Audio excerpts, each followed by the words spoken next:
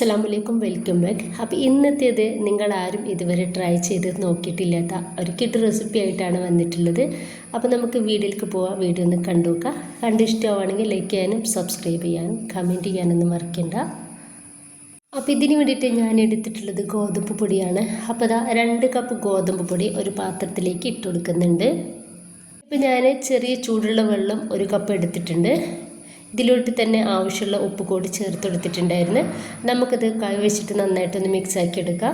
കുറേശ്ശെ വെള്ളം ഒഴിച്ചിട്ടെടുത്തിട്ട് വേണം നമ്മളിതൊന്ന് റെഡിയാക്കി എടുക്കാൻ വേണ്ടിയിട്ട്. നമ്മൾ ചപ്പാത്തിക്ക് കുഴച്ചിട്ടെടുക്കുന്ന അതേ രീതിയിൽ തന്നെയാണ് ഇതൊന്ന് കുഴച്ചെടുക്കേണ്ടത്.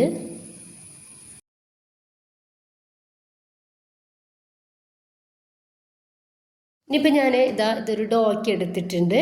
1-2 മിനിറ്റ് നമുക്ക് കൈ വെച്ചിട്ടൊന്ന് കുഴച്ചെടുത്തിട്ട് ഒരു 5 മിനിറ്റ് റെസ്റ്റ് ചെയ്യാൻ വേണ്ടിയിട്ട് മാറ്റി വെക്കാം. ഇനിയിപ്പോൾ ഞാനിതാ ഒരു 5 മിനിറ്റോളം ഇതൊന്ന് റെസ്റ്റ് ചെയ്യാൻ വേണ്ടിയിട്ട് വെച്ചിട്ടുണ്ടായിരുന്നേ. അപ്പോൾ ഇത് നല്ല സോഫ്റ്റ് ആയിട്ടുണ്ട്. ഇനി മീഡിയം സൈസുള്ള ബോൾസുകളാക്കിയിട്ട് അത് നമുക്കിതൊന്ന് എടുക്കാം.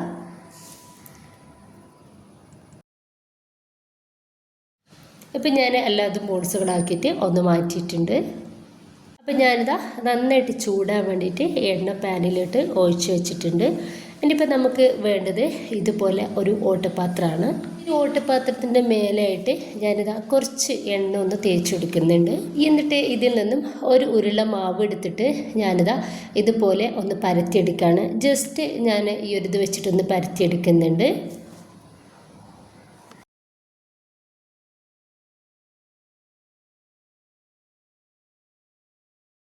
അതിന് ശേഷം കൈ വെച്ചിട്ട് ഇതുപോലെ ഒന്ന് പരത്തി കൊടുക്കുകയാണ്.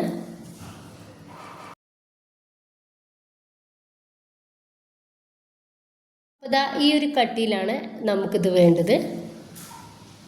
ഇനിയിപ്പോൾ ഞാനിതാ ഇതുപോലെ ഒരു പാത്രത്തിൻ്റെ അടപ്പ് എടുത്തിട്ടുണ്ട്. അതിതാ അരിപ്പൊടിയിൽ ഒന്ന് ഡിപ്പ് ചെയ്തിട്ട് എടുക്കുന്നുണ്ട്. എന്നിട്ട് ഈ മൂടി വെച്ചിട്ട് നമുക്കൊന്ന് ഇതുപോലെ കട്ട് ചെയ്തിട്ട് എടുക്കാം.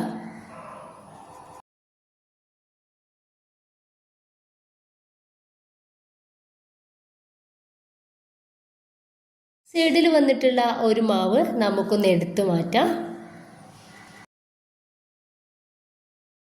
ഇപ്പോൾ ഈ ഒരു രീതിയിൽ നമുക്കിത് കിട്ടിയിട്ടുണ്ട്. ഇങ്ങനെ ബാക്കി കൂടി നമുക്ക് ചെയ്തെടുക്കാവുന്നതാണ്. നമ്മുടെ കയ്യിൽ അപ്പുക്കോരി ഉണ്ടാവുമല്ലോ, അപ്പോൾ അതിൽ വെച്ചിട്ടും ഇതുപോലെ ചെയ്തെടുക്കാവുന്നതാണ്. അപ്പോൾ ഞാൻ ചെയ്തെടുത്തിട്ടുണ്ട്. നന്നായിട്ട് ചൂടായിട്ടുള്ള എണ്ണയിലേക്ക് നമുക്കിതിൽ നിന്നും ഇതുപോലെ ഓരോന്ന് ഇട്ട് കൊടുത്തിട്ട് ഒന്ന് ഫ്രൈ ചെയ്തെടുക്കാം. നമ്മൾ എണ്ണയിലേക്ക് ഇട്ടുകൊടുക്കുന്ന സമയത്ത് ഇത് തീ ഹൈ ഫ്ലെയിമിൽ തന്നെ വെക്കുക. ഇട്ടുകൊടുത്തതിൻ്റെ ശേഷം നമുക്ക് മീഡിയം ഫ്ലെയിമിലേക്കും അതുപോലെ തന്നെ ലോ ഫ്ലെയിമിലേക്കും ഇട്ടിട്ട് വേണം ഇതൊന്ന് റെഡിയാക്കി എടുക്കാൻ വേണ്ടിയിട്ട്.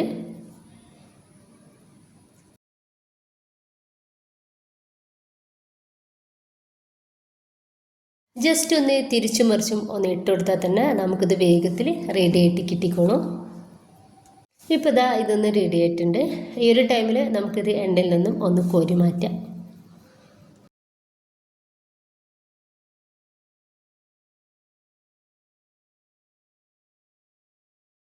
അപ്പം നമുക്ക് പൂരി ഇങ്ങനെയും ഉണ്ടാക്കിയെടുക്കാവുന്നതാണ്. നമ്മൾ എന്നും ഒരേപോലെ ഉണ്ടാക്കിയിട്ട് കുട്ടികൾക്ക് കൊടുക്കുന്നതിന് പകരം ഇതുപോലൊക്കെ ഉണ്ടാക്കി കൊടുത്താൽ നമ്മുടെ കുട്ടികൾ കഴിച്ചും ചെയ്തോളും. അപ്പോൾ നല്ല ഡ്രൈ ആയിട്ടാണ്, തീരും എണ്ണ കുടിക്കാതെ നല്ല ഡ്രൈ ആയിട്ടാണ് നമ്മുടെ ഈ പൂരി ഉള്ളത്. അപ്പോൾ എല്ലാവരും ഒന്ന് ട്രൈ ചെയ്ത് നോക്കുക. ഇഷ്ടമായിട്ടുണ്ടെങ്കിൽ നിങ്ങളുടെ എല്ലാ സപ്പോർട്ടും ഉണ്ടാവുക. ഇൻഷാ അല്ലാഹ്. ഓക്കെ.